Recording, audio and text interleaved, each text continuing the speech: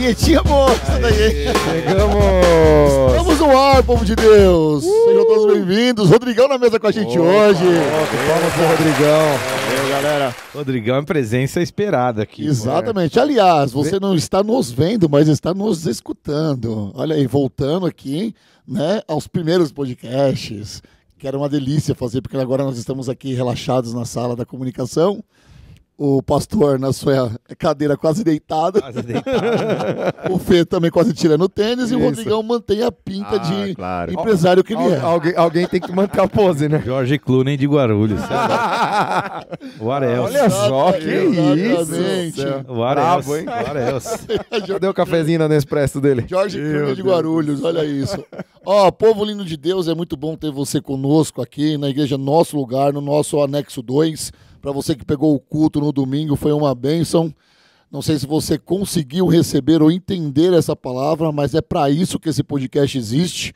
E eu já quero começar com o pastor Marcinho, dando panorama do que foi a palavra no domingo. Nós falamos aqui sobre a sucessão, né, saindo Moisés, entrando Josué para a terra prometida, ele que sucedeu aí durante um tempo, né?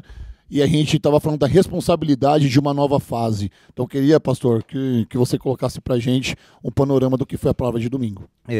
Eu gostei de começar a série de Josué, e na quinta a gente introduziu o livro, o personagem, né? Falando um pouco de Josué. A verdade é que Josué era um fiel escudeiro ali, servia a Moisés, ele servia a Deus servindo a Moisés. E nós contamos de como ele assumiu essa responsa. E lendo e relendo ali, cara, eu me peguei nessa realidade aí, falando, caramba, que aconteceu, né? A gente sabia que Moisés não entrou na Terra Prometida, porque ele tinha ferido a rocha nas águas de Meribá, mas me aprofundando, Deus começou a me falar assim, cara, ele não entendeu que eu queria um novo tempo. Na quinta-feira você falou que você traria essa palavra. Mas não estava programado. Não estava programado. Tá. Na verdade, assim, quando eu começo a ler, cara, a Bíblia, esse sou eu, né? Eu entro numas thread maluca, porque eu não... Deixa eu pegar aquela cadeira ali, que essa daqui tá... Essa aqui é a minha, aqui, ó. Passa pra cá, senta aqui. Eu gosto de ler a Bíblia, cara, e ficar devagando, viajando. Tem pessoas e pessoas, né? Tem gente que gosta de ler de uma forma bem mais sistemática. Eu gosto de ler e escrever, por exemplo. Eu sou mais sistemático. Eu leio e faço um resumo do que eu li. Então, cara, posso falar? Esse método é maravilhoso, eu acho. Qual? Porque escrever. Ah, sim, claro. Eu acho que escrever é tipo uma parada, um segredo. Como que eu posso falar? É um segredo em desuso, oculto, ou que saiu do hábito, mas que pra mim é um baita segredaço. No mundo de hoje isso é do convencional, né? O lance é que, assim, escrever... Vira pra lá, o Rodrigão apoia. Faz meia-meia. Meia mussarela, meia calabresa. Escrever hoje já não é o barato a punho, mas fazer anotações, no caso. Então, por exemplo, quando você pega um culto e faz anotações, eu tenho certeza absoluta que você grava alguns pontos chaves da tua... Mas vale o mesmo pra cá. No começo eu não fazia anotação. Hoje eu anoto. Então me ajuda muito mais a sentar aqui e discutir, conversar, porque algumas coisas você passa batida. Não, mas não tem como você vir para um podcast depois e você não ter anotado. Você tem que ter feito as suas referências. Mas lembra, Rodrigão, que a gente estava falando da apostila de membresia ou de as outras? Ele falou, na hora que você terminar um tópico, faz 3 pontos de resumo. Esses 3 pontos vão marcar na pessoa, talvez mais do que um monte de conteúdo que ela leu lá e que é tanta coisa. Pum, você bota lá, resumindo, esse ponto, esse. Ela guarda isso aí, né? Alguma coisa assim. Exato, a capacidade, né, de guardar, né, toda aquela informação ali, a gente não consegue. Agora você tem um ponto ali no resumo, no final, alguma alavanca, algum símbolo ali que ajude, né? Que ajude. É o grande... Pois é, e se você fizer isso na forma de anotação, cara, você guarda ali algumas coisas, né? E quando eu leio a Bíblia, eu gosto assim também. Eu leio, pulou isso, eu anoto. Cara, eu tenho, se você ver aqui, eu devo ter mais ou menos uns 40, 50 áudios de pequenos trechos que eu gravo com a minha voz, quando Deus me dava insights e eu não tenho para parar para escrever, pum, eu ligo e falo assim, cara, é isso, aí desligo. Às vezes tem uns com minha voz de sono. Eu acordo falando assim, hoje eu sonhei que eu não sei o que, mas Deus quis me dizer. Pum, depois eu ouço e falo, caraca, olha que precioso, porque depois passa. E a quantidade de vezes que eu já lamentei, Deus dá um insight, não guardar, e eu fico lá, o que foi que era? Pum, esquece. Já só foi. evapora, cara. Você não lembra mais, e pra mim é como se Deus falasse, tá vendo? Você não valorizou, não escreveu aí, não registrou, tchau, perdeu a... Acontece comigo. Acontece, muito. esses E eu falo muito sozinho também. É. Eu começo a discutir, vem um negócio na minha cabeça assim, também só sobre a palavra, eu começo a discutir comigo mesmo. Falo, mano, mas é isso? Mas por que isso? Não, é literal, isso não é possível. Aí eu tenho que abrir o celular e tal. Mas vamos lá, mas foi uma continuidade da palavra de quinta-feira? Mas só Assim. só finalizando. Quando você lê e você faz perguntas a respeito do trecho, isso é muito legal. É. Mas por que Deus falou, pega a vara? Então, sei lá.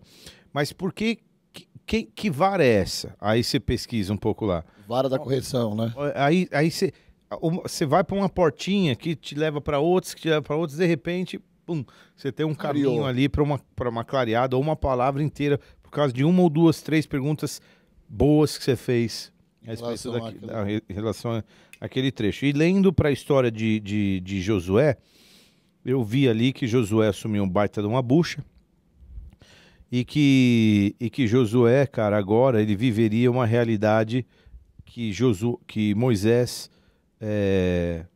talvez tivesse falhado em viver. Era um nível muito mais... Quando eu falo sobre naturalidade, cara, às vezes eu questiono se na igreja, nos cultos, falta sobrenaturalidade. Putz, eu vou falar, meu coração tá cheio de coisa aqui, cara. Eu tô pra todo desabafa, o podcast é pra isso. Vamos lá. Porque às vezes uma igreja que é pentecostal, muito raiz, muito a um extremo, ela gira em volta das manifestações do Espírito Santo. Elas se centralizam nisso, tirando de foco o ponto central, que para mim sempre tem que ser Jesus, né? E assim como outras igrejas põem no foco central outras partes de teologias que roubam o centro, que roubam a centralidade em Jesus, como a prosperidade ou coisas que você, né? Então, eu falei, cara, qual o tipo de sobrenaturalidade que eu quero? Eu quero curas, sinais e maravilhas,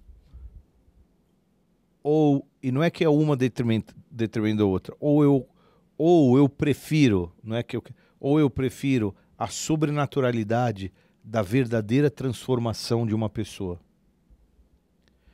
Cara, quão mais ou menos sobrenatural é a gente não ter tido uma cura física, mas ter tido um Rodolfo que saiu ou que o fulano que saiu do crime, ou o fulano que saiu... Cara, o que é sobrenatural? Vamos... É muito ponto de vista isso aí. Entendeu? Mas qual é que a gente prefere, o que a gente quer? Porque se a gente promover muita cura, o que eu amaria ver mais curas. E eu acho que eu sou até frango nesse aspecto de não buscar mais isso, ou de não tentar ser assim, que posso dizer, como se uma coisa fosse detrimento da outra. Não, a gente pode também, vai ter curas em nome de Jesus. Amém. Quando Deus permitir, mas assim, a ênfase é na mudança e na transformação de caráter em Jesus. Até porque isso aí impacta, talvez muito mais, porque uma cura, ela impacta ali na hora, eu nunca vi, então, eu não posso dizer, mas assim, com certeza deve ter um impacto, vocês já viram. Mas, por exemplo, você citou o Rodolfo, a transformação do Rodolfo. O que o Rodolfo impacta é cultos e cultos e cultos, as pessoas que ele conhece, é um negócio, eu acho que é muito mais duradouro. Não, eu entendi, mas é mais profundo, eu acho, que o Márcio está tentando falar, porque hoje a gente tem igreja pentecostal, neopentecostal, por exemplo, que todas elas se manifestam de forma diferente um pouco da nossa. Quando a galera vem para uma igreja neopentecostal, o que eles esperam? Aquela estaria, o culto em línguas o tempo todo, a manifestação vem aqui na frente vai ser curado, todo aquele negócio virou uma tradição, principalmente de 1960 para cá, quando veio o neopentecostalismo, a gente tem uma outra figura. A gente tem uma figura do neopentecostal lá no começo do século XX e agora a gente tem uma mudança de cultura. As pessoas que vêm para a igreja, elas vêm buscar o quê de verdade? O caráter de Cristo, você ser... Eu acho que é mais ou menos isso que ele está tentando. Não sei se eu estou entendendo errado. É mais ou menos nessa linha que você está tentando falar? De querer mais Por exemplo, mais do que esses dons se manifestarem em mim, é um amigo meu de 20 anos virar para mim agora no jantar e falar assim, cara, é sobrenatural o que você tá vivendo hoje, cara. Sim. Sacou? E você impactou isso. É isso. Ele não viu a cura ali da doença, mas ele viu a transformação. Isso, Fê, mas a igreja, o que ela vem buscar? É isso que eu quero dizer. O meu coração tem se voltado um pouco para isso. Não era a sobrenaturalidade que Josué viveria, que em termos de milagre mesmo, Moisés promoveu, muito mais. Era uma loucura. Ninguém viveu o que ele viveu em todo o Velho Testamento. Eu acho que Eliseu, né, no caso, talvez, não sei. Mas assim, a quantidade de milagres, mas o tipo de sobrenaturalidade que ele queria promover ou com Josué, talvez ele não tenha conseguido em Moisés. E, sei lá, foi uma coisa que saltou ali. Então, lendo a história para a série de Josué, eu me deparei com essa realidade, com esse fato. Com essa coisa que saltou ali para mim. E a gente está vivendo pessoalmente, eu pessoalmente estou vivendo essa transição, que é um negócio que... Cara, que são aqueles eventos que te marcam a vida. Esse ano, esses últimos 12 meses que passaram na minha vida, foram sem precedentes em termos de impacto, de transição, de desafios e tal. Foram muito fortes para mim. E eu tô vivendo isso na pele, vivo, Tá vivo para você. Vivo para mim. Né? Então eu falei, e a gente tem pensado muito nisso, e o Rodrigão participou muito nesse processo, né, Rodrigão, de perto. O que mais participou de perto assim comigo, compartilhando tudo isso, é a gente não errar em erros do passado, Sim. não continuar fazendo só porque tem que fazer, mas promover e estar atento para mudanças que Deus quer que a gente viva, para a gente poder conquistar coisas que a gente acha que Deus quer que a gente conquiste. Deixa eu te fazer uma pergunta, porque, por exemplo, Josué, ele teve que lidar com o comportamento do povo que já tinha sido moldado segundo as doutrinas de Moisés, pela liderança de Moisés, ok? Esse tempo novo da igreja, nós éramos uma outra igreja durante muitos anos. Eis que veio o Espírito Santo de Deus e transformou tudo na nossa igreja, tudo em nossas vidas, porque não é só quem caminha com você de perto que está passando por essas mudanças, são as ovelhas da igreja, toda uma galera que está aqui dentro, né? Como é que você consegue fazer uma analogia com isso, desse tempo de você querer mudar o que era feito quando nós éramos outra igreja e o que você vai querer fazer agora, essa transição? Você quer trazer esse povo para essa transição? Qual que é a maior ideia que Josué colocou na cabeça deles e que você tenta colocar agora como carta na mesa para que a gente possa entender como igreja? Tá. Em primeiro lugar, eu quero dizer assim, que o Bola de Neve foi uma coisa maravilhosa na minha vida. Eu sempre vou ter e carregar muita gratidão. O tamanho do amor, do carinho que eu tenho e tinha em vida com o Rina era uma coisa fora do normal. Eu sempre vou carregar para mim que ele foi uma paternidade espiritual que me fez, que me formou de diversas formas. Então eu sou muito grato. E junto com ele, várias pessoas que faziam esse ecossistema acontecer, né? Acontecer. Pastores que eu amo, que são queridos, que são meus parceiros, que estão por ali ainda. Muitos saíram, outros estão por lá. E todos eles eu tenho um carinho, uma estima enorme. E respeito enorme, independente da decisão que eles tomaram, tá? Só para deixar claro. Então o Bola de Neve fez muito parte disso. Só que algumas das coisas que a gente viveu, experimentou e vivia são algumas coisas que a gente não quer repetir como erro. Seja na vida pessoal, seja na vida institucional, ministerial da nova igreja. Algumas desses pontos que foram extensivamente debatidos com a finalidade de trazerem soluções e saídas para eles. O Rodrigão participou. Entre eles, se a igreja quiser saber, é um estatuto bem formulado, que dê segurança para a igreja, um corpo diretivo participativo, que traga segurança para que decisões não sejam unilaterais e nem autoritárias, ou seja, descentralização, equipes pastorais mais robustas diante de um povo que tem que ser pastoreado,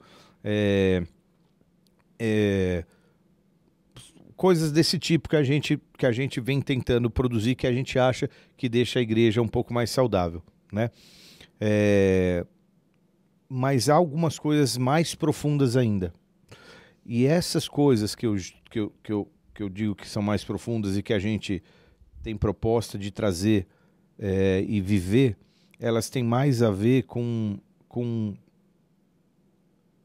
uma vida em Cristo mais parecida com o que a gente via na Bíblia. E eu não estou falando que qualquer outra igreja é antibíblica, mas um negócio que diz mais respeito a uma vida em Cristo que reflita a missão central dada por Jesus, que é ir de fazer discípulos. Ou seja, a gente fala muito sobre discipulado. E esse discipulado, eu não tenho dúvida que vai trazer muito propósito para a vida de muita gente na igreja que se vê solta, quando ela se vê, primeiro, discipulada e depois com a chance de fazer diferença discipulando a vida de alguém. Seja nos níveis que forem, tá?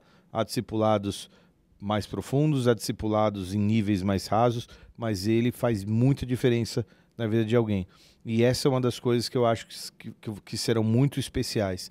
Outra coisa que eu acho e julgo ser muito especial, que tem a ver com essa proposta mais Aberta. Não, mais dinâmica. Não. Simples. mais mais raiz e verdadeira, mais alinhada. É o culto no lar. Parece uma coisa simples. Cara, você tem noção?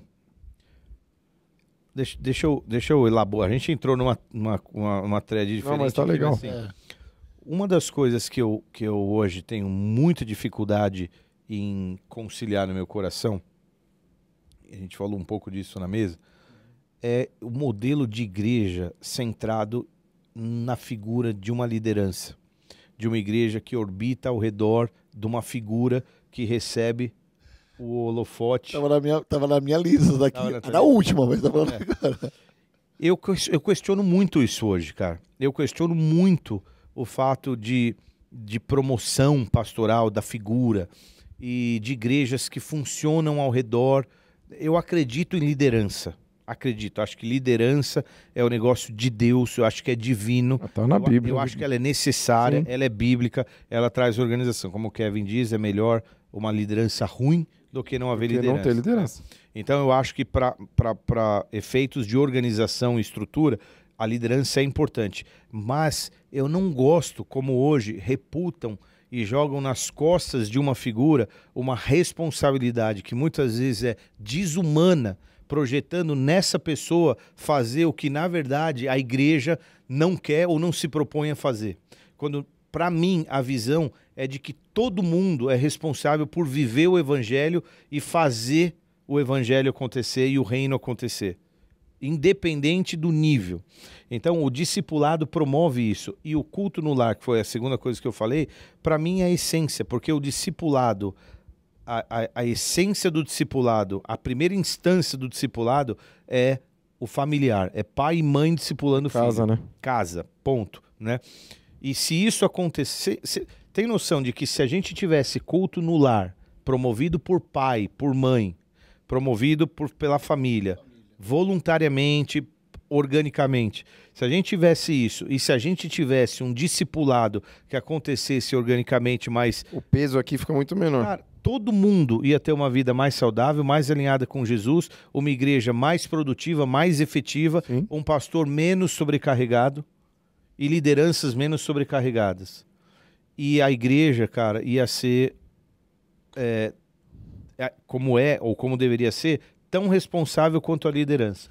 Eu não sei se eu consigo passar essa ideia, mas é como se o todo fosse importante e não como se a gente tivesse que projetar alguém que puxa esse Não é uma pessoa que vai caminhão resolver. de vagões atrás, fazendo uma força danada, mas todo mundo caminhando junto. Imagina que cada vagão tivesse o seu motor. Esse trem ia muito mais rápido e aí ia ficar muito mais leve. Eu não estou, como eu disse, me eximindo da responsabilidade pastoral e da missão que eu tenho como pastor de liderar esse grupo e de olhar para onde nós estamos indo, de alimentar o rebanho e tudo isso, da qual eu tenho o prazer de fazer, na verdade. Mas eu penso que a igreja, ela precisa ser...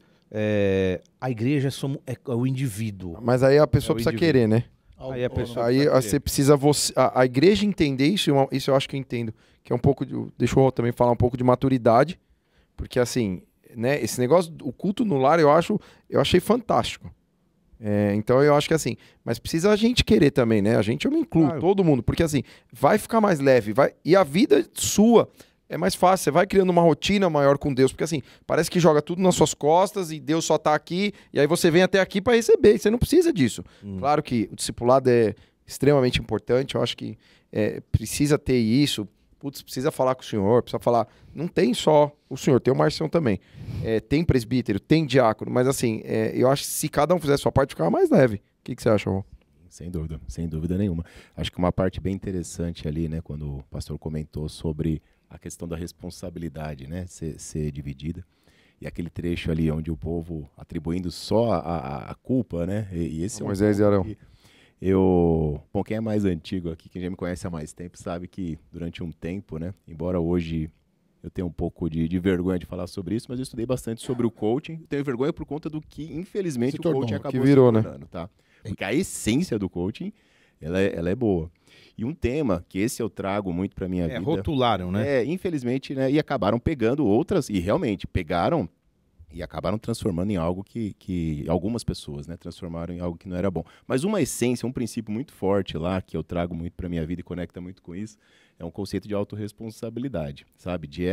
Da gente olhar e ao invés de só apontar o dedo, né, só cobrar e falar assim, poxa, mas por que o Rodolfo, por que o pastor, por que o Felipe, por que o Rodrigão, sabe, toda hora, o tempo inteiro ali, assim, e essa essência, ela pode parecer algo simples, mas ela é transformadora, é poderosa, e sempre que a gente critica, a gente diminui, a gente fala, fica, por exemplo, assim, poxa, mas aquilo está acontecendo assim por conta de que alguém fez, sabe, algo conspirou, né, para que aquilo acontecesse.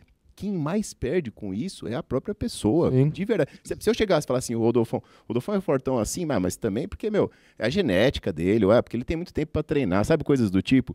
De verdade, pro Rodolfo não vai mudar nada a vida dele, mas isso cria, para mim, uma camada de conforto falsa, mentirosa, que me coloca cada vez mais para baixo. E você não vai conseguir chegar. E o tempo todo, trazendo para essa questão ministerial, o tempo todo criticando, daqui a pouco eu me isolo desse corpo, né, desse grupo, e vou para um outro e vou começar a fazer isso aí lá também, tá? Porque o problema vai junto. O caráter, né? Exato. Então, O problema tá na pessoa, né? Essa questão de você questionar tem muito a ver com a sua falta de identidade também. Com aquilo que você não se aceitou e você que diz muito mais quando você critica alguma coisa sobre você do que sobre outra pessoa. Não tem aquele negócio, quando o Pedro fala de Paulo, eu conheço mais de Pedro que de Paulo, então. Mas eu acho que o pastor vai voltar um pouquinho no texto. Eu vou voltar no texto. Vai voltar no texto? Ele vai voltar no texto, porque eu acho que isso, Felipe, também é uma coisa aqui cultural. Porque se a gente parar pra pensar, quando Moisés, o povo não quis subir. O povo falou, vai lá, Moisés, vai lá, paga essa por nós aí, faz isso aí. Ninguém quis se santificar, ninguém quis lá, assumir o compromisso. Eu acho que a figura de um pastor é como se ele estivesse pagando os pecados pelas pessoas que estão na igreja. Então vamos centralizar a figura naquela pessoa ali, vamos receber o que Deus deu para ele, não o que eu estou buscando lendo Bíblia, não o que eu estou buscando em oração, em jejum, não o que eu estou buscando em santidade, mas vamos buscar naquilo que Deus derramou na vida do pastor. E você sobrecarrega, porque ele é um ser humano. E aí você fica vazio, você fica raso nas suas colocações, você fica raso nas suas amizades, cara, no seu relacionamento com as outras pessoas. Eu vou mais fundo que isso. Cara. Você não fica só raso. Você perde significância de propósito. Porque, afinal de contas, cara, um dos cernes da mensagem do evangelho que Jesus pregava era tome sua cruz. E tomar sua cruz não é você ter que carregar o fardo da tua sogra que enche, ou o teu karma do patrão que pega no... Não é esse como que o espiritismo Muito popular, chama? né? Não, o espiritismo chama de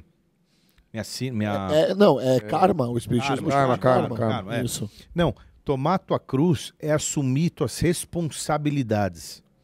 E assumir responsabilidade é o que traz significância e propósito. E propósito é o que te move na vida, é o que te faz acordar na segunda-feira, porque você tem propósito. Algumas das pessoas, eles não têm dínamo, eles não têm vigor espiritual, porque lhes falta propósito. Então, assumir tua cruz, cara, a maioria das pessoas que hoje adormecem na escuridão da angústia, da depressão, é porque o propósito fugiu da frente deles e eles perderam isso. Porque eu vou falar com muito respeito e com muito carinho. Se alguém estiver ouvindo, por favor, não fica bravo comigo. Mas assim, o burnout ou coisas semelhantes, eu não estou desfazendo. Teve gente que já saiu da igreja por comentários como esse que eu estou fazendo. Então eu estou tendo muito cuidado. Ele é uma coisa moderna. Porque em outros tempos, você tinha que levantar da cama e sair fazendo. Do mesmo jeito. Mas como você agora está amparado por um monte de sustentáculos que te dão alguma razão por se estar assim, você relaxa ali em cima dessa condição. Quando na verdade, você tem absolutamente mais motivos para estar bem infeliz do que para estar depressivo, infeliz.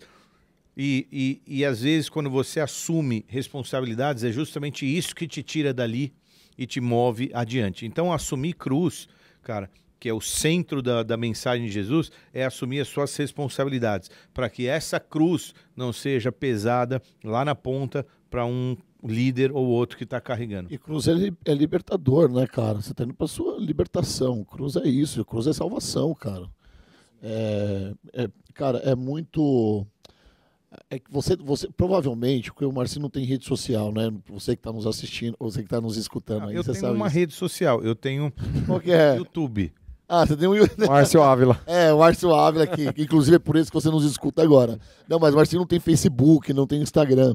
Então, talvez, o que ele está falando aqui é de causa natural mesmo de igreja, sabe? É de convivência, né? Daquilo que ele está orando, buscando e vendo. Porque hoje as redes sociais estão cobertas de igrejas neopentecostal que não estão falando, mas estão longe de estar falando o que você está falando, pastor. Literalmente.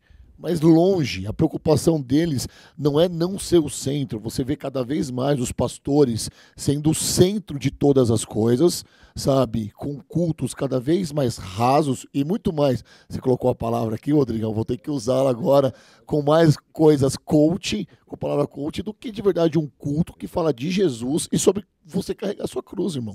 Exato. Ó, só a título de formação e de defesa o coaching é um conceito muito mal interpretado. Sim. Se você for em qualquer esporte e o cara tiver um técnico, ele tem um coach, certo? Sim. Basicamente. Assim como é rotulado de uma forma ruim para mim o neopentecostalismo, que nada mais é do que uma versão nova do pentecostalismo mais raiz, mas que também foi rotulada pela quantidade de bobagem que esses pastores fazem, indo atrás de grana e recurso das pessoas. Então, hoje dizer que o cara é coach, mas na verdade é ótimo. Se ele, né?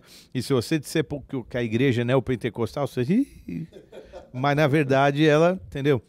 É uma roupagem nova do pentecostalismo raiz que ninguém quer estar 100 anos atrás, né? Uma vez eu fui para Atlanta e a gente tinha um domingo em Atlanta. E eu falei, cara, eu quero visitar. Eu visitei 3 igrejas, para não dizer 4, no mesmo domingo. Cara, a gente foi, a gente passeou no túnel do tempo. A gente estava em 2000 e 15, 14, 15, mais ou menos. Eu fui numa igreja que eu estava em 1890. Eu fui numa igreja de 1930. Eu fui numa igreja de 88 e fui numa igreja de 2010. No mesmo domingo, tá? No mesmo domingo. E é impressionante, porque você entra numa e sai de outra e você entra no tempo, né? Ninguém quer ter uma igreja pentecostal no começo do século XX. Então, vamos ser neopentecostal? Era uma coisa mais nova.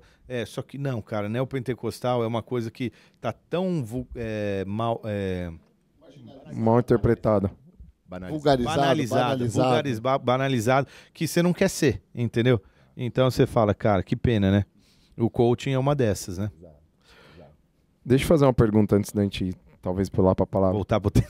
Voltar pro tema que era... Talvez a gente fale da palavra Daqui a hoje. pouco a gente fala, fica tranquilo. Talvez você tá com o seu caderno de anotação aí, calma, tá chegando. Estamos no momento de desabafo. O senhor acha que seria necessário mais pastores para o tamanho da nossa igreja?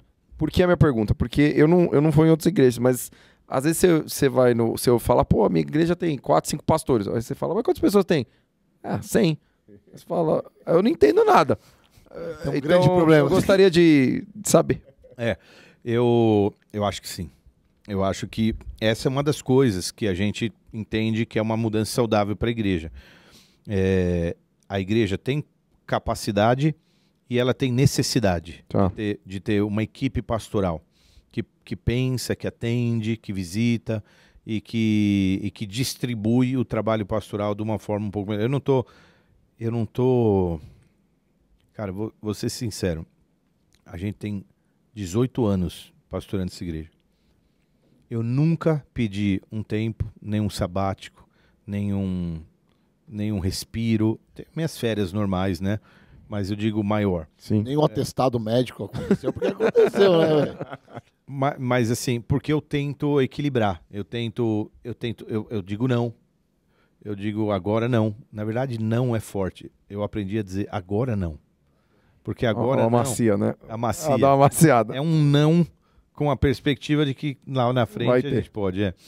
E isso, cara, me ajudou a equilibrar. Mas uma igreja como a nossa, com certeza, tem necessidade, mas tem capacidade. E é onde a gente vai. Legal. A sua pergunta contextualiza com o que ele falou aquela hora, porque ele tem uma grande preocupação, pelo que eu entendi aqui, de tirar do centro a figura do pastor de tudo, de centralizar. Inclusive falou no culto de domingo isso agora, né? Que a responsabilidade é de todos. Por isso que eu falei que tem igrejas e líderes que não falam, você não vai ouvir isso em outra igreja, é muito difícil. A responsabilidade é de todos, eu sou só uma pessoa que estou aqui porque Deus me colocou aqui em cima, mas eu não sou a figura única, que é centrípeto o negócio, eu não sou a figura central desse negócio. Lógico, tem a sua responsabilidade como pastor, mas é um grande desafio isso, cara. Eu imagino que é um grande desafio. Muito. Aqueles desafios que, tipo, eu não quero estar na sua pele, sabe? Tipo, tem que ter chamado mesmo. Mas essa mudança, né, essa correção de rota que a gente está fazendo, ela não tem a proposta de ser feita rápida, não é imediata, ela é uma né? Amém. É uma gradativamente, né, Rô? Amém. É isso aí. Bom, no caso, Moisés carregou esse fardo durante muito tempo. O conselho de Jetro foi muito bom. Deus, né? Tem um episódio muito louco, muito interessante, que Moisés reclama e Deus fala assim, tá bom, chama 70 do povo e a gente vai ungir eles e eles vão ter autoridade. E aí, cara, 2 não vêm e ficam na tenda deles. Quando a unção de liderança vem para os 70, para que Moisés tivesse um pouco mais de tranquilidade, né? De tranquilidade, os 2 que não vieram, mas que tinham sido selecionados, também recebem desse espírito lá na tenda deles. Tentaram fugir. E começam a orar e profetizar. Josué vem para Moisés e fala assim, Moisés, os caras estão profetizando e os caras não são nem daqui, nem vieram. Fala para que eles parem. E Moisés fala uma coisa muito, muito louca. Ele fala assim, quem dera todos tivessem desse espírito. Sim. E esse é o sonho de todo líder. Que todo mundo Que tivesse. todos se movam debaixo desse espírito. Porque o espírito tá aí, né? E isso é a igreja de Cristo. O espírito está aí. O espírito tá aí, não é que assim, é o coração de quem quer, porque o espírito ele não escolhe, você vai, você não vai. O espírito tá disponível. Exatamente. Exatamente. E 70 também é um número muito perfeito, né, cara? Completude, né? Não é à 7. toa, né, cara, que tem... Isso chama 70 pra fazer os negócios com ele, cara. então se eu tivesse... Esses 70 são os 70 que tinham os anciões também? Que Deus fala pra não subir mais alto a montanha por conta dos anciões, é isso? Ou não? Não, eu acho que não. Na montanha ele tinha alguns anciãos com ele, mas não me lembro de ser, sei lá, esse número não. Sei lá. Mas você tá com o carro aqui? De acordo, Parece a chave, parece que o seu... Tá lá embaixo. de acordo com o livro de Números do Antigo Testamento, Deus ordenou a Moisés que reunisse 70 líderes do povo, ou anciãos, para ajudá-lo a governar. Esses 70 homens foram chamados para compartilhar o peso do governo, a fim de que Moisés não ficasse sobrecarregado. É essa, né? Tipo isso. É que você Tipo fez isso. a busca ali, né? Eu fiz a busca. Essa passagem, na verdade, ela está em Números capítulo 11. E o Senhor disse a Moisés: tá bom, reúne então 70 autoridades de Israel, que você sabe que são líderes e supervisores entre o povo. Leve-os a tendo em conta para que estejam ali com você. Eu descerei e falarei com você, e tirarei do espírito que está sobre você e porei sobre eles. E eles o ajudarão na árdua responsabilidade de conduzir o povo, de modo que você não tenha que assumir tudo sozinho. Caraca, perfeito esse texto. Diga ao povo. Dividir a responsabilidade. Diga ao povo: consagrem-se para amanhã, pois vocês comerão carne. O Senhor os ouviu quando se queixaram com ele. Se tivéssemos carne, então estávamos melhor no Egito. Agora o Senhor lhes dará carne e vocês comerão. Disse, porém, Moisés... Peraí. Aí ele dá a carne e tal.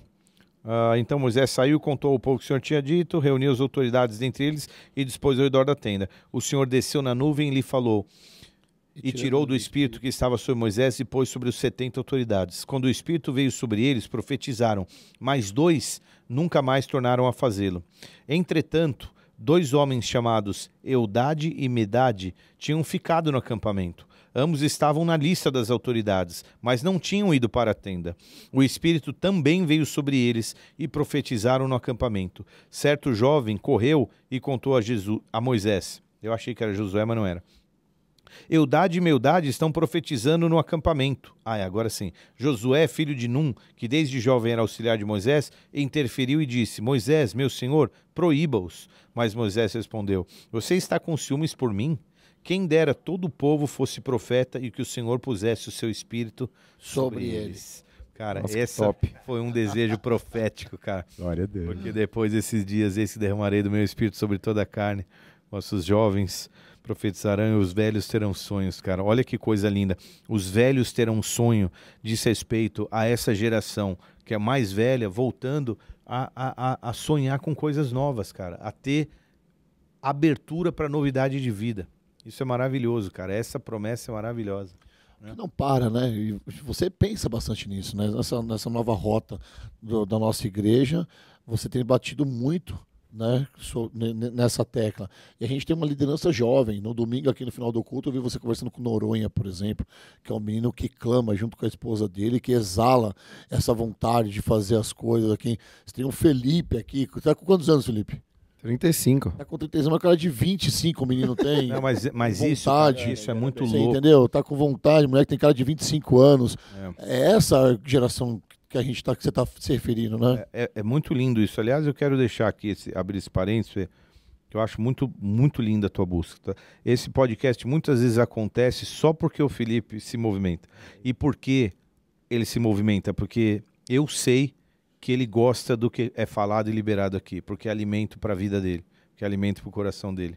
O pod foi alimento não é para o começo, né? Porque vai fazer 3 anos que eu tô na igreja, mas Isso aqui, ouvir eles, me alimentou muito. E eu espero que... Por que eu tenho vontade da gente gravar? Porque ainda me alimenta muito, né? Basta buscar. Mas com certeza alimenta as pessoas que... Te alimentou antes, antes da gente se conhecer. Foi. Numa ocasião, eu com o Marcinho lá onde Já você ouvia trabalha, vocês, ou seja, eu escuto vocês direto. Eu falei, nossa, que incrível isso, né? Onde esse podcast chega, né, Rodrigão? É verdade. A gente já tinha o pod, né? A gente já tinha o pod, ele me abordou. Eu ouvi, eu não conhecia vocês. Não me conhecia, abordou por causa do podcast, hein? É. Você vê, né, que a internet também é uma ferramenta nova e não tem fronteiras, né? Que loucura, cara. É. Mas então, paizão, voltando a falar sobre o culto de domingo e sobre a palavra. Aí Josué... Enfim, e aí a gente contou essa história que foi muito interessante da primeira vez que Moisés, como instrumento de Deus, trouxe água para o povo. Eles estavam reclamando e Deus falou, pega o teu bordão e vai e fere a rocha e dali vai verter água para você poder dar para o povo. E ele obedeceu e fez. Cara, um negócio impressionante. Você pegar uma pedra, sabe lá Deus que tamanho de pedra que era? Um matacão, no meio do granito a gente chama de matacão, que é muito maior do que uma pedra. Uma pedra você carrega no colo. Um matacão é aqueles bagulho que você não tem como carregar. Umas pedras que tá lá e fica lá, né? E aí você fere e do meio dela sai uma água assim, cara, negócio bizarro. E a água tá lá. E aí, cara, ele viveu essa experiência e durante muitos anos ele viveu muitas experiências sobrenaturais. O cajado era uma delas, tipo, Deus mandou pegar o cajado, tipo, vai lá, pega a peça que nós vamos pra cima e fazer alguma coisa maluca. Vai acontecer. E dessa vez agora, 40 anos depois, uma circunstância parecida, só que o povo vem, cara, com sangue nos olhos e fala, o que está acontecendo, cara? Nós não temos água, mas nós não temos uva, não temos romã, nós não temos figo, nós não temos cereal, não temos nada disso, cara. Como assim?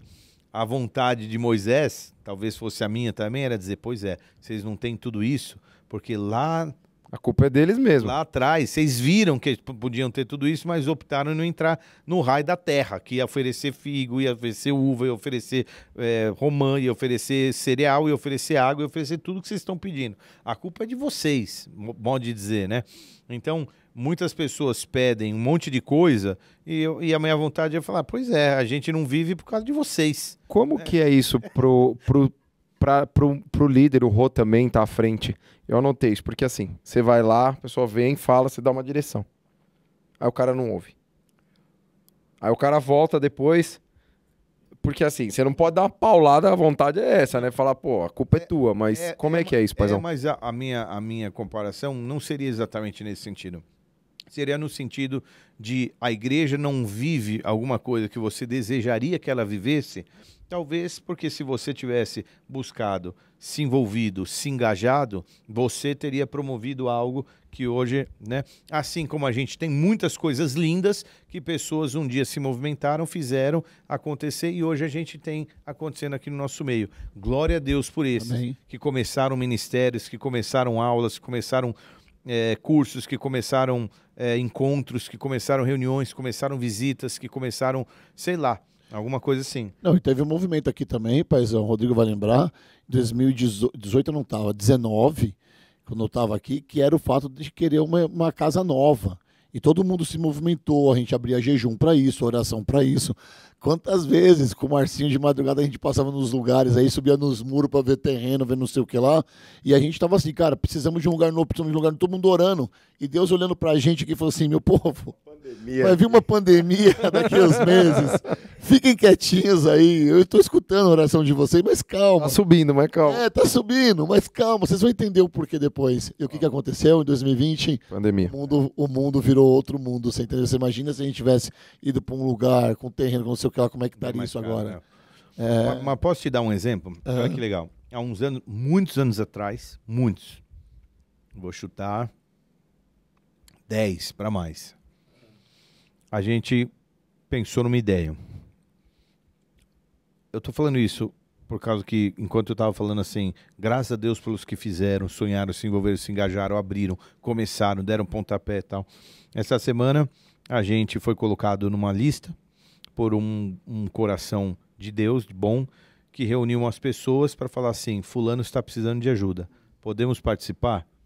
Glória a Deus. Vamos participar. É uma iniciativa, vamos chamar de iniciativa. Se engajou, foi. Cara, que lindo. Então, há mais ou menos uns 10, 11 anos, a gente estava em obras aqui ainda, pra você ter uma ideia. A gente tinha um grupo de amigos, de pessoas, liderança também, e a gente tinha um amigo que a gente queria muito ajudar. E a gente se reuniu para começar a ajudar.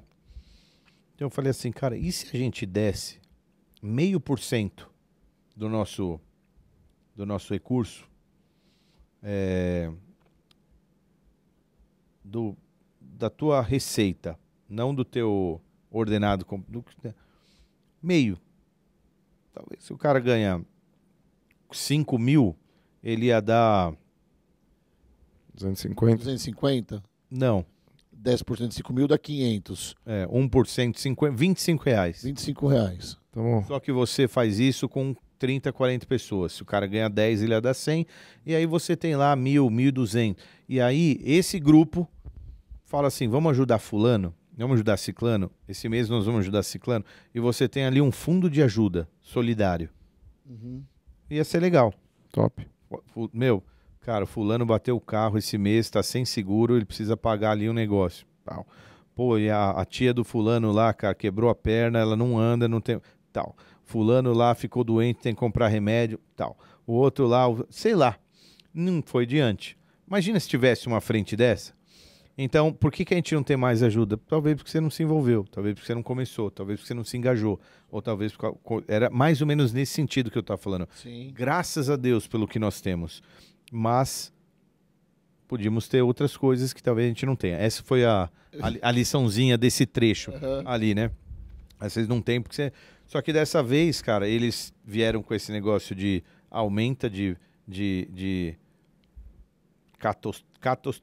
catastrofização da Essa palavra não existe, para deixar claro. Muito boa ela. Catastrofização. E da terceirização de culpa e tal, não sei o quê. Cara, esse Deus não cai nessa, tá? Só avisando.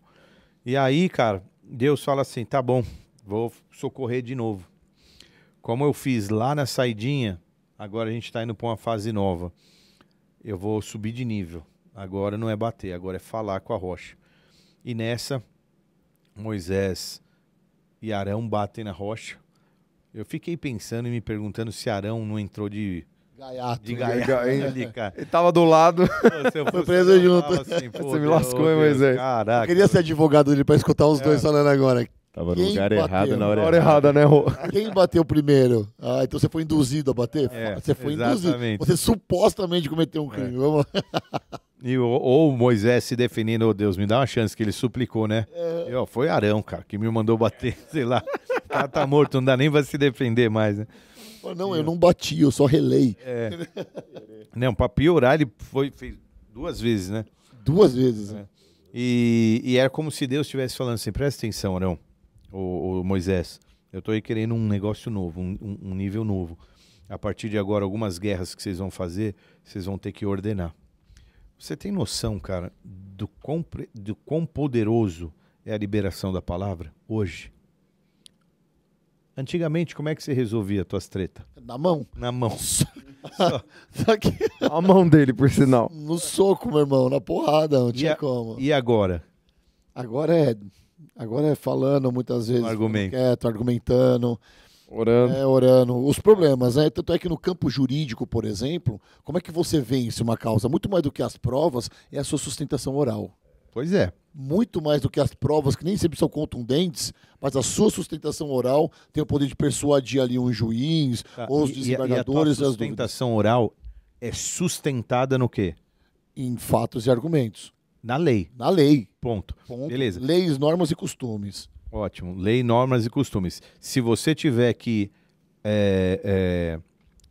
sustentar o teu argumento, você sustenta no quê? Na lei. Quem é a lei? É Deus. É Jesus, ele é a própria lei, né? Tem o Cauê gosta desse trecho do The Chosen, que o... Moisés, Que os caras vão argumentar com ele na leitura da coisa. Ele fala assim, cara, mas quem é maior? Não, ele fala sobre as... Mas você não pode comer o Shabat porque está escrito nas leis de Moisés. Eu sou a própria lei. Eu sou a própria lei, exatamente. Então, quando Deus fala e tá na palavra, e você argumenta na palavra, não tem Satanás, não tem ninguém, meu amigo, tá lá, é a palavra dele. E hoje, as nossas guerras são vencidas na palavra, no decreto, eu não estou falando que a gente, a igreja, fica demandando Deus, em nome de Jesus, faça isso, eu ordeno que o Senhor me dê um carro novo, eu ordeno. Não estou falando dessa baboseira, mas eu estou falando assim, cara, a gente sustenta na palavra e a gente agora, no mundo espiritual, libera. Sabe por quê? Porque a nossa jurisprudência é a Bíblia, velho. Olha que loucura, velho. Nossa jurisprudência é a palavra de Deus, irmão. Não, tá louco, que isso, cara. Então, esse paralelo é muito profundo, cara. E aí, vamos lá, eu até mencionei isso. Cara, Jesus sempre foi a rocha. Nossa, a hora que você fez esse link aí com a rocha... Ele sempre foi a rocha, cara. Aliás, tem um verso, eu não li esse verso. Eu anotei isso, será, mano? Mas ele mesmo fala... Porque ele fala da rocha, né, nesse trecho. E depois... Jesus, lá no Novo Testamento, fala para Pedro, né? Que ele é a rocha que vai estar lá a igreja ali e tal. Falei, caramba, olha a rocha vindo de novo. Quão importante é a rocha na Bíblia, né? E... Gente, só para vocês entenderem, o Rodrigão tá aqui ainda, tá? Fala um oi, Rodrigão. Quietinho, né? É a primeira vez que tá se soltando. Não, já veio outras vezes já, mano. Rodrigão vai estar na mesa aí, porque a gente sempre falar. E quando a gente tá em 4, 5 aqui, Rodrigão, a gente passa o mic, cara. Não dá nada, não. Rodando, não dá nada. Cara, é muito louco, porque essa rocha, esse Jesus foi ferido uma vez, mas ele não precisa ser ferido de novo, entendeu? Ele já pagou esse preço da ferida para que a gente recebesse do que ele tem para nos oferecer. E agora já não mais. Esse simbolismo é muito precioso. Quando Paulo fala lá em 1 Coríntios 10 que o povo bebeu da mesma rocha que é Cristo, cara, isso é muito profundo, isso é muito precioso. E essa história, esse evento aqui, cara, ele é muito representativo, muito profético, muito simbólico, e isso não podia ser... Deus não podia permitir que isso fosse desonrado, ou que isso fosse pervertido. Por isso que, assim, Moisés ali, ele vai argumentar com Deus, você falou, né, paizão? Que ele vai lá, pede perdão, já tá arrependido, tudo bem, mas é por isso que o evento é tão grande que não cabia isso.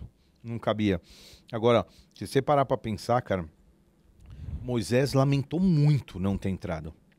Não era assim, tá suave, vai, pelo menos eu vi e tal.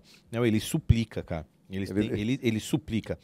Depois que ele suplica, cara, no capítulo 3, Deuteronômio, no 4, ele exorta a galera. E ele exorta a galera com pesar, de sentimento mesmo. Ele fala assim, cara, não cometam esse erro. A mão de Deus é assim, doído, cara. né? É doído. Tá? Aliás, tem abre aí pra mim, se eu não me engano é Salmo 90. Eu acho, não sei se é o único, mas não deve ter muitos outros, que é o Salmo mosaico. E se você lê, cara, você vê a expressão do lamento e de quão pesado isso foi para Moisés. Deixa eu ver se eu acho. E 90. Tô abrindo aqui no meu também. Abri o estudo da palavra, peraí. Ele fala assim, olha que louco. Senhor, tu és o nosso refúgio sempre de geração em geração, antes de nascerem os montes criados no mundo e tal. Salmo 90? Isso. Fazes os homens voltarem ao pó, dizendo, retornem ao pó, seres humanos. Que é o que fez com ele, né? Que no caso, eu não sei sobre o corpo dele, mas de fato, 1000 anos para ti são como o dia de ontem que passou, como as horas da noite. Com uma correnteza tu arrasta os homens, são breves como o sono. São como uma relva que brota ao amanhecer, gemina, brota, à tarde murcha e seca. Somos consumidos pela tua ira e aterrorizados pelo teu furor. Olha que pesado, cara. Conheces as nossas iniquidades, não escapam os nossos pecados à luz da tua presença. Todos os nossos dias passam debaixo do teu furor, vão-se como um murmúrio. Os anos das nossas vidas chegam a 70 ou 80 para os que têm vigor. Entretanto, são anos difíceis, cheios de sofrimento. Quem conhece o poder da tua ira? Olha que louco. Pois o teu furor é tão grande como o temor que te é devido. Ensina-nos a contar os dias para que o nosso coração alcance sabedoria. Ou seja, assim, cara, o homem passa rápido. Como que a gente permanece diante do furor da ira de Deus? O Senhor conhece todos os pecados, nada escapa.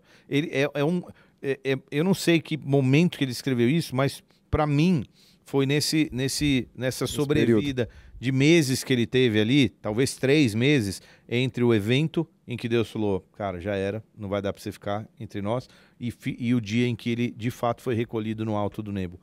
Cara, é pesado não servir a Deus, cara. Agora, quando você zela...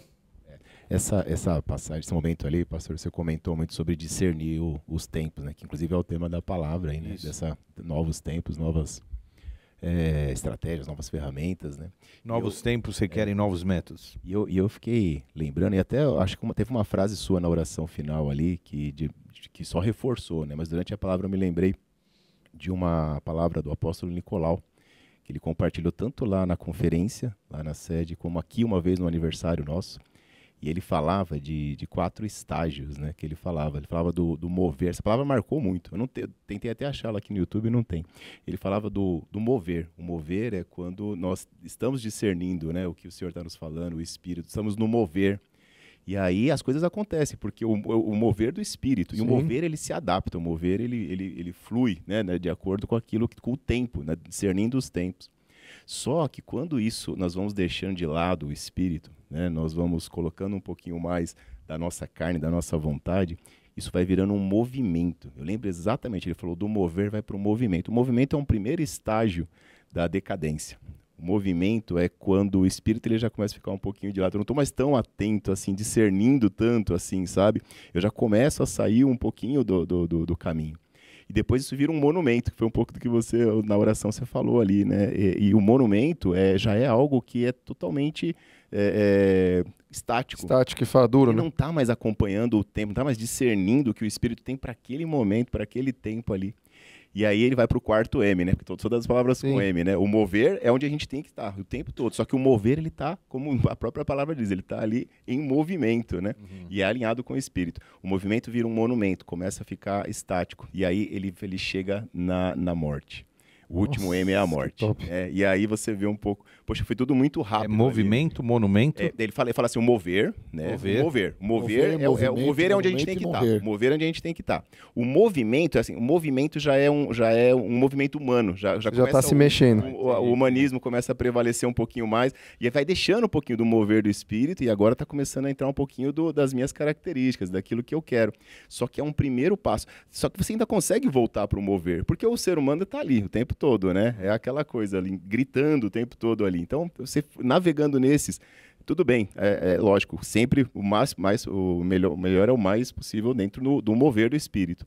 Mas quando vira um monumento, é o passo da morte. E a gente falando, de fato, né, sendo não só genérico, mas se a gente pensar em exemplos práticos, assim, sabe, de coisas que a gente observa na vida de pessoas, em ministérios, justamente isso, esse pequeno esfriamento, né? O amoldar aos padrões, né? Quando o pastor falava ali desse amoldar, porque o ser humano vai ficando confortável naquilo que está sempre fazendo se mexer, ali, né? E aí daqui a pouco, você percebe que o monumento, o que é um monumento? É uma estátua, né? É um negócio parado, né? Porque, poxa, está tão conforme, a gente vai, sem citar nomes, mas a gente vai em algumas igrejas que realmente pararam definitivamente no tempo, não discerniram definitivamente o mover, né? Não como crítica, amém, né? Se eles estão ali falando do amor de Deus, glória a Deus, pessoas são impactadas, eu creio, mas estar atento, né? E pode ter sido algo muito rápido ali, mas a impressão que dá nesse momento é que Moisés, né, na hora que ele desobedece ali, ele começa a dar esse passo, né? E justamente do humano ali, gritando, da emoção dele, da raiva, né? Que é a forma que ele responde, né? Os seus rebeldes ali, né? É muito interessante. Ali demonstra claramente, né? Ele era humano, sem dúvida nenhuma, assim como nós, mas esse simbolismo eu achei muito forte. Da gente, é uma caminhada para algo que acaba gerando a morte, que infelizmente a gente vê, né? Na vida de pessoas e em ministérios também. Por causa da desobediência, você diz. E afastar do mover. Né? Mover virando um movimento natural, um movimento na minha força, no meu intelecto, virando um monumento que ficou estático. O espírito já foi embora. Exato, o espírito já está lá. Só que o espírito segue. E essa palavra, infelizmente, eu acho que não tem. Depois eu até vou dar uma procurada com calma. Qual Mas é uma palavra do apóstolo Nicolau, Ele fala sobre os 4 M's, né? Ele pregou uma vez aqui na nossa casa. Eu estava. Pregou, Ok, pregou. pregou. E aí ele traz essa reflexão. E a gente, só que aí o mover ele segue. E o mover, e aí ele vai encontrar, Ele vai encontrar alguém, ele vai encontrar poxa, um coração você não disposto. foi. Beleza, exatamente. É isso que o paizão pregou. Então, exato, cara. Porque o espírito ele vai continuar. Exato. Se ele estava em você, poxa, se você parou, ele vai Ah, continuar que foi, seguindo o que ficou. Deus tem pro resto. Exato. Que é o que ele falou no culto sobre a nova geração, Sim. né? Que é Exato. precisa rodar, né? E as Porque coisas vão. isso que é lindo. Você pode até ficar no movimento, migrar para o monumento e passou o tempo da visitação. Mas o mover do espírito nunca para. Ele vai Isso. encontrar alguém para se é mover. Ele vai avançar. Ele vai avançar, ele vai fazer a obra que tem que ser feita, Exato. porque alguém vai estar disposto. Assim Exato. como essa pessoa que virou um monumento estava. Mas pensa na responsabilidade de líder que Moisés tinha. Quantas pessoas entraram na Terra Prometida e estavam entrando em pecado e desobediência? Mas Moisés não entrou, irmão. Por É. quê? Para pra pensar nisso. Que louco isso, cara. Porque ele tinha uma responsabilidade. Eu não quero ser calvinista aqui, é muito difícil eu pensar nisso. Mas não existia predestinação de Moisés para isso? Porque se a gente fica pensando nas maravilhas que Moisés fez, e por uma coisa que ele não fez, ele não entrou na terra que foi prometida para ele. Olha que A loucura. Bíblia sempre mostra que todo mundo é falho. Ó, eu pode jogava, ser- eu jogava bola no É a São Paulo. humanidade, né? Eu jogava bola no São Paulo rapidamente. A gente foi jogar contra a escolinha do Rivelino, lá no Morumbi. Saímos do CT e vamos pro Morumbi para jogar contra a escolinha do Rivelino. Tava preparando uns moleques pra Copa São Paulo. Com 20 minutos de jogo eu tinha feito um gol. Tava deitando no jogo, zagueiro, mano, 70 quilos, voando na magreza, né, velho? Nossa, como eu corria. Você tinha 70? 70 quilos. Que isso, cara? Verdade, eu era, Divide ele pela meu, metade. escanhoto, jogava muito. Eu quis virar uma bola, o cara quebrou uma bola, eu dominei a bola, eu quis driblar, eu quis só dar um tapa na frente pra jogar a bola, dar um 3 dedos. Eu errei, o atacante pegou essa bola, colocou na frente, eu não peguei o cara, na do goleiro, ele bateu. Meu técnico, que foi o Edinho, foi campeão, inclusive da Taça São Paulo em 2000, me tirou. Aí ele olhou na minha cara e falou assim, pô, mas eu tava jogando bem por um erro, você me tirou. Ele falou, os seus erros... O que você faz certo, você não faz mais que a sua responsabilidade. Mas os seus erros são inadmissíveis. Fica no banco. Eu não sei por que eu lembrei de Moisés agora. É. Então, Eu não sei por que eu lembrei de Moisés agora, na sua devida proporção, entendeu? Talvez responda a minha própria pergunta. porque tem o lado de Deus mostrar na Bíblia as falhas do homem, para ninguém confundir as coisas. E mostrou ali, eu não sei se Moisés entra, ele não ia estar preparado. Ele podia atrapalhar o plano de Deus com Josué, paizão. Eu acho que a linha, cara, assim, a Bíblia diz que quem é... Cara, posso dar uma sugestão aqui, cara? A Bíblia diz que quem é líder nesse sentido vai ser julgado com mais Rigor. porque as tuas margens diminuem, cara. Sim. Você não pode folgar, né? Eu não sei qual era o limite, a coisa a folga que Moisés tinha, mas o lugar onde ele esteve, o que ele já viveu, fazia com que ele... Ele não tinha essa margem para Grandes poderes, grandes responsabilidades. Tio Ben. É o tio Uncle Ben, Quem que fala isso? É do Homem-Aranha. Ah, é verdade. Então. Pois é. Mas é mesmo isso aí, né? Esse é Ele não tinha essa margem, essa folga para tudo que ele viveu, experimentou, tudo que foi derramado sobre ele. Então a linha dele acho que era bem fininha e não foi ali. Mas é uma pergunta. Essas foram 2 eventos, certo? Basicamente a mesma reclamação. Só que esse segundo era a segunda geração, né? Era a segunda geração. Era a segunda geração. Quer dizer, eles carregaram. A gente pode dizer que a segunda geração, a outra geração tem que tomar muito cuidado com o que eles recebem, então, né? Porque você vê que eles carregaram a mesma reclamação, o mesmo problema. Mas no decorrer dos anos aí, da jornada, tiveram mais uns 5 eventos de reclamações e murmurações pesados. Datan e Abião, por exemplo, foram uns, cara. Eles reclamaram a ponto de falar, cara, a gente tinha panela ao nosso redor com comida no Egito, por que a gente tá aqui e tal. Foram eles que a terra se abriu? Não, foi um outro evento. Cara, teve alguns eventos que Deus fez isso. Sim. Quando eles falam assim, preferimos ter morrido com os nossos irmãos na ira do Senhor, talvez tenha sido o evento do chão se abrindo, né? E esses que foram com o chão se abrindo, eles foram com estigma de pecador mesmo. Mas todo o resto se via também como pecador normal. Tem um evento muito interessante, cara. Tem um evento, eu esqueci o nome das mulheres, são 4 irmãs. Tá. Olha que interessante essa daí. Vamos lá. Elas chegam um dia, não tem nada a ver com a palavra, tá? Mas elas chegam para Moisés e falam assim, Moisés, é o seguinte, nosso pai morreu, nós não temos irmão homem, mas nós não vamos ficar sem terra?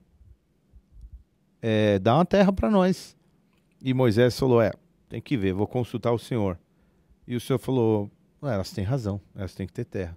As mulheres mudaram a lei por conta desse... E Deus foi lá e falou, não... Que legal, ela cara. fala assim, o que elas pedem é justo. Deus fala assim. Nossa, Então, Vou até procurar aqui. por que que eu tô falando isso mesmo? Por que você comentou, Fê? De uma geração carregar. De uma geração. Ou seja, os pais dela... lembrei. Aí ela falou assim, nosso pai foi pecador, mas não como os que caíram no buraco lá. Tá. Ele foi pecador dos que não entraram na terra. Porque todos que não entraram na terra foram tipo pecador dos que não creram. E ficaram mortos pelo taxado deserto. ali. Os seus corpos ficaram pelo deserto. Aí elas falam, nosso pai morreu, mas não que nem os que caíram no buraco lá não. As filhas de Zelofoade. Isso. As filhas se chamavam Mahalá, Noa, Ogla, Milce e Tirza. Qual a passagem que tá? Tá. Deixa eu abrir aqui. Tá lá em Deuteronômio, provavelmente. Lá no não fim. tô achando a referência aqui. Você digita uma coisa. Caramba, agora eu perdi. O que diz. Achei. Enfim. Exato, está em Números 27. Números 27. Números 27. Conta a história de Macla, Noa, Ogla, Milca e Tirza. Isso, do 1 ao 11. 5 mulheres que tinham irmãos e ficaram sem terras. Moisés levou o caso ao Senhor e o Senhor lhe disse, as filhas de Zelofeade têm razão. Você lhes dará propriedade como herança, tal. Ela fala aqui, nosso pai, verso 3, nosso pai morreu no deserto. Ele não estava entre os seguidores de Corá, que se juntaram contra o Senhor, mas morreu por causa do seu próprio pecado e não deixou filhos. Tipo, ele não estava naquela corja. Ele não estava nesse pecador. pessoal aí. Era um destaque. Era menos pior esse Era aí. um destaque, que fique claro que meu pai não era daquela corja lá, não. Legal. Um tema também bem E essa passagem está na revista Carta Capital e foi sustentação oral de um juiz. Olha aí. Tá vendo? Olha isso, para uns deputados, olha isso. Ele fala assim, eu desconfio, porém, que essa passagem não esteja disponível da Bíblia de Vossa Excelência. Quando o senhor tenta eu não consegui ler essa palavra, tirar o poder das mulheres que, desde a sua existência na Bíblia, conseguiram seus direitos de terra. Mano, eu vou ler, tem que ler isso aqui depois, cara. Cara, uma coisa que eu bom, ficou claro que a ideia é essa, cara, ser flexível e se adaptar para viver o que Deus tem de novo, né? E não ficar. Essa era novos tempos requerem novos métodos, né? Uma coisa bem marcante na parte final ali, você comentou, pastor, sobre a questão de gerações mesmo, né? Você falou ao longo da palavra, mas acho que ficou bem marcante ali no final. Essa transição, né? Esse é o grande desafio, né? A gente percebe das igrejas de uma forma geral, muitas vezes a reclamação que muitos líderes aí têm, essa questão de como lidar com essa transição, né? E ele, durante a palavra, vou pegar emprestado aí um termo, né, um conceito aí que é bastante falado no mundo corporativo, mas ele se aplica demais, tá? Aqui nessa realidade. No final dos anos 90, um cara, certo. Clayton Christensen, ele escreveu um livro falando sobre o dilema da inovação. Esse cara é professor de Harvard e tal, e ele falava que, assim, muitas organizações, elas tinham dificuldade de avançar para o novo, porque elas olhavam e elas falavam assim, a gente faz muito bem isso daqui, A gente é muito bom nisso daqui, a gente não... E isso é um negócio que todo mundo conhece a gente por conta disso. A gente faz isso muito bem, a gente não vai parar de fazer isso. E aí não se arriscavam. Outras, talvez, começavam a investir muito em coisas novas, incertas, né? E aí acabavam perdendo aquilo que faziam bem atualmente, né? E acabavam se perdendo. Então era o dilema do inovador, né? E aí ele trouxe uma solução que ele chamou de ambidestria organizacional, que é você... Não é uma coisa, não é 880. Você vai falar assim, eu só vou trabalhar no novo agora, eu só vou olhar para as coisas novas e esquece o atual. E também não é assim, eu só vou valorizar o que eu tenho hoje, eu faço bem hoje e esquece o futuro. Não, você trabalha tudo isso de uma forma conjunta. E aí, assim, essa solução ela passa por questão de, por exemplo, você criar algumas camadas ali, você olhar, continuar, não perder a essência daquilo que você faz bem. Isso é um negócio muito bom. E olhando gradativamente, criar... E essas pessoas, elas navegam, lógico que tem algumas pessoas mais focadas naquelas coisas mais... E aí ele fala de 3 horizontes. Um horizonte muito futuro, que é aquilo que a gente nem sabe, é o desconhecimento desconhecido mesmo. Um outro, que é um médio prazo, que são coisas que você já conhece mais ou menos, você vai falar que é o segundo horizonte ali. É a proa do navio no horizonte, exato, né? Você consegue ver. Lá longe, e um outro que você está vendo exatamente, você consegue ver já, e o navio, ótima analogia, e continuar cuidando bem do navio. E ele fala que assim, você tem que navegar nesses níveis aí, sem aquela questão de... Para poder valorizar o futuro, eu tenho que criticar ou destruir o presente, falar mal do presente. O presente é ruim, olha, o que a gente faz hoje é ruim, por isso nós temos que olhar para frente. E aí você cria grupos, né, com vieses diferentes assim, e começa a virar uma verdadeira polarização, né, uma guerra ali. Não, eu sou contra um embate, eu sou contra o novo. Nós somos do antigo, nós temos que continuar com isso. E a nostalgia é um negócio super perigoso, né? As pessoas batem sempre, porque ela é uma lembrança meio... Saudosista. Meio exato, e falsa, porque a gente lembra, às vezes, das coisas boas. Ele, poxa, mas no começo era tão bom, né? A gente fazia, ia pro monte, o pessoal fala, tínhamos aquelas coisas todas. Mas e um monte de coisa ruim também que tinha. Parece ninguém que lembra, esquece. Mas o ponto aqui, e aí trazendo agora, né? Estava até conversando com o Maurício, da zeladoria ali no final, né? Tanto para a nossa vida pessoal quanto para o ministério, olhar para esse aspecto, né? A gente não precisa, para falar do novo e para começar a movimentar para essas coisas novas, destruir, sabe? Falar assim, é tudo muito ruim isso hoje.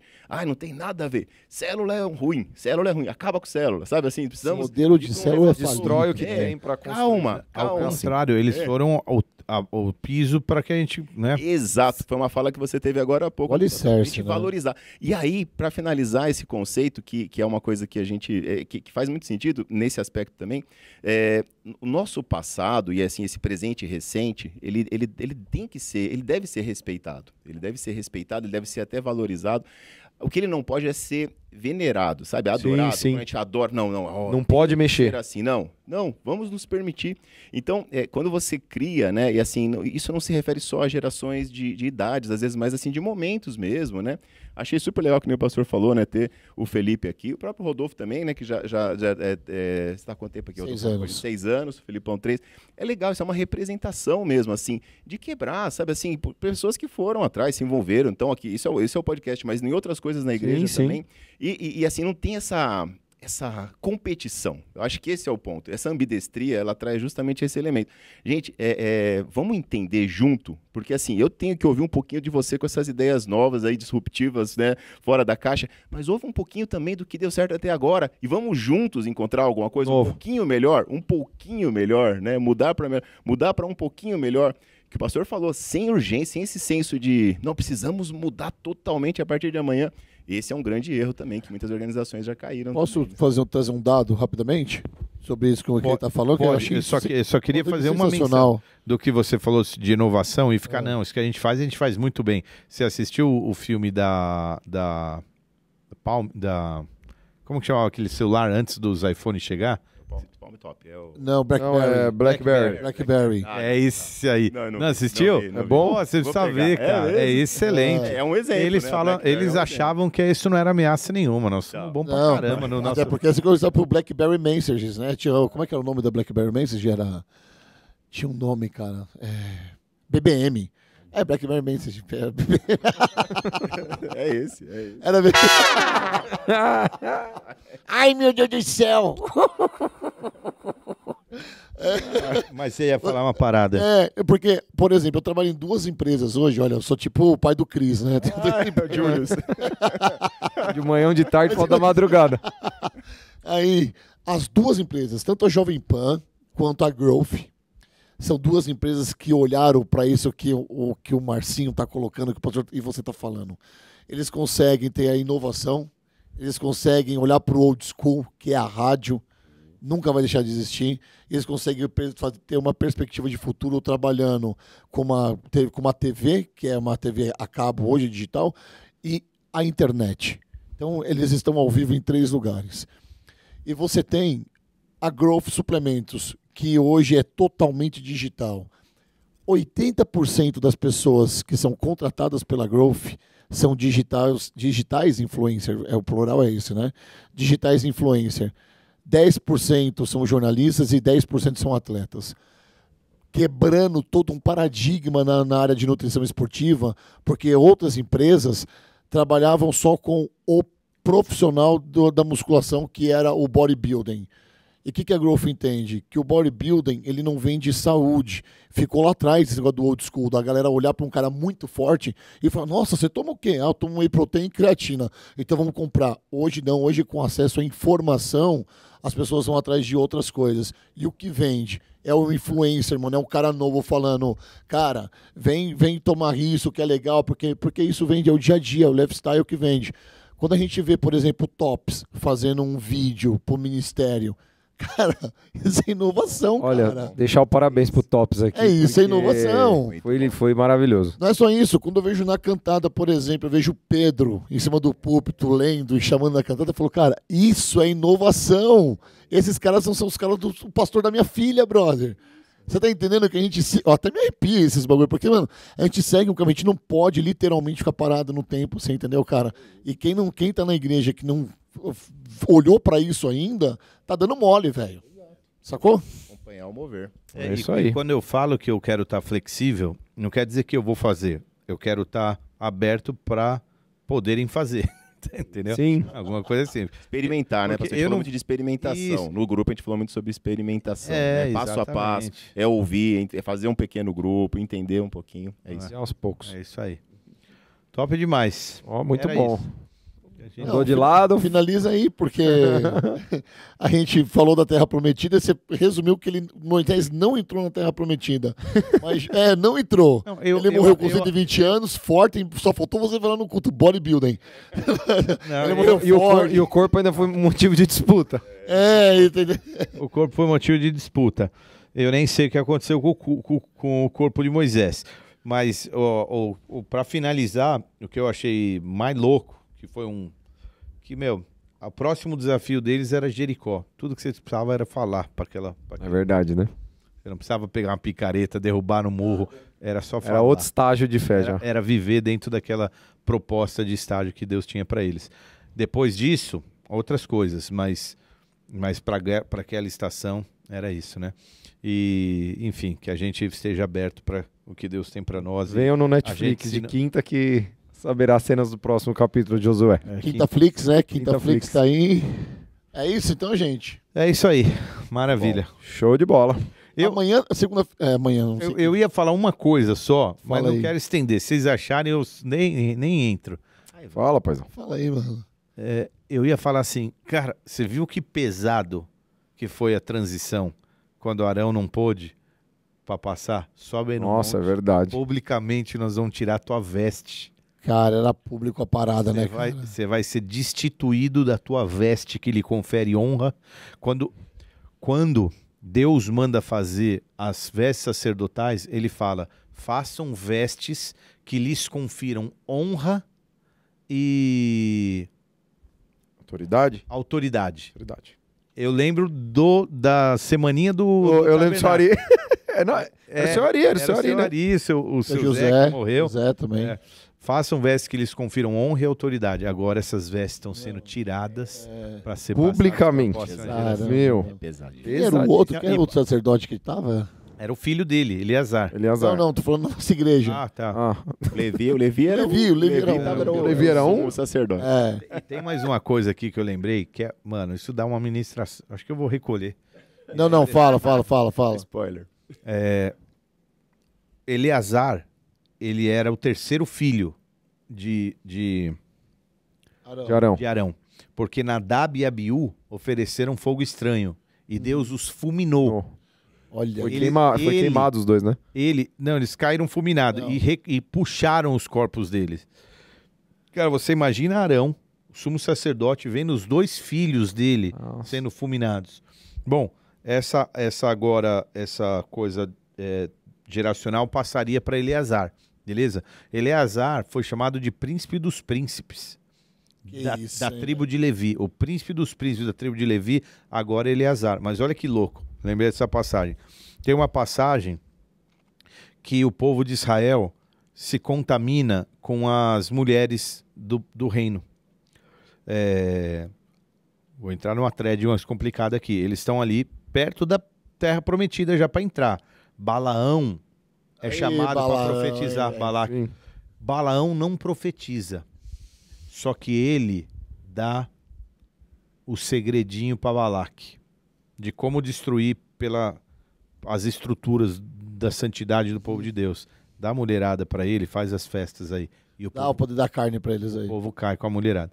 Cara, quando eles começam, vem uma praga da parte de Deus. Se eu não me engano, 24 mil morrem na praga.